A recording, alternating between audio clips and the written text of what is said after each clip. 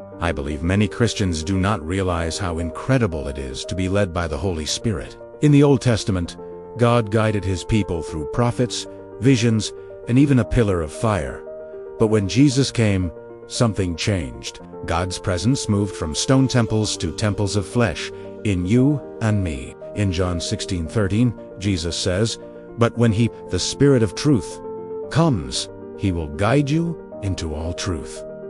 This means that if you are a Christian, the Holy Spirit is within you, leading you, warning you, and directing you on the right path. But how can we actually allow the Holy Spirit to lead our lives? Let's break this down into 4 key steps. The first step is surrender. James 4:2-4 says, "You adulterous people, don't you know that friendship with the world means enmity against God? Therefore, anyone who chooses to be a friend of the world becomes an enemy of God."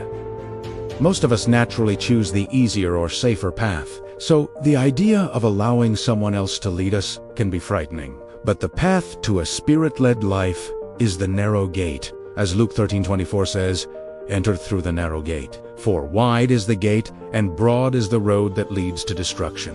But small is the gate, and narrow the road that leads to life, and only a few find it." To truly recognize the right path, we must purify our minds from the filth of this world. The Holy Spirit wants to lead us out of a walk based on the flesh and dominated by our emotions and into a walk of the Spirit. To surrender means to do what the Lord did in the Garden of Gethsemane. "Not my will, but yours be done." Key, step 2. Live as a temple. Romans 8:14 says, "For all who are led by the Spirit of God are sons of God." And 1 Corinthians 6:19-20 tells us, "Do you not know that your body is a temple of the Holy Spirit within you? You are not your own, for you were bought with a price. So glorify God in your body." These words change the way we see ourselves. If your physical home were the temple of God, would you neglect it? The same applies to your body and your life. Every thought, every word, and every action now become part of the temple where the Holy Spirit dwells. Ask yourself, does my way of life show that my body is the temple of the Holy Spirit? Key step 3.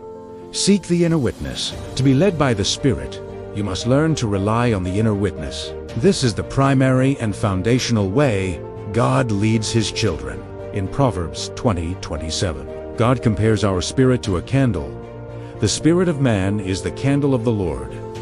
Our spirit is the part of us that God illuminates and communicates through. The devil's key strategy is to confuse us by having us look to our emotions or external circumstances for God's leading, instead of the quiet, stable quality of our reborn spirit. Emotions can swing wildly. The inner witness is the constant, stabilizing quality that refuses to give up. Key step 4. Pray in tongues. How do you strengthen your spirit? The primary key to open a direct channel to your inner man is to pray in tongues. 1 Corinthians 14:14 says, "For if I pray in an unknown tongue, my spirit prays, but my understanding is unfruitful." When you pray in tongues, your human spirit does the praying, and the prayer is not influenced by the emotional ups and downs of your soul.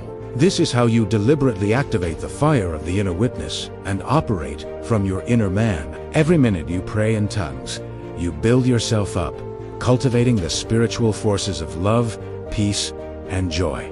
This practice will sharpen your discernment, allowing you to clearly differentiate between the emotional realm of the soul and the peaceful operation of the inner witness. Being led by the Holy Spirit is a daily walk, a continuous journey of surrender and transformation. By surrendering your will, recognizing your body as his temple, relying on the inner witness, and praying in tongues, you will be led out of the bondage of the flesh and into a mature walk of freedom and victory. You can be led by the Holy Spirit. Remember, surrendering your life to the Holy Spirit is the only way to make the narrow and thorny path to salvation passable. It is the only way to see the face of our Creator.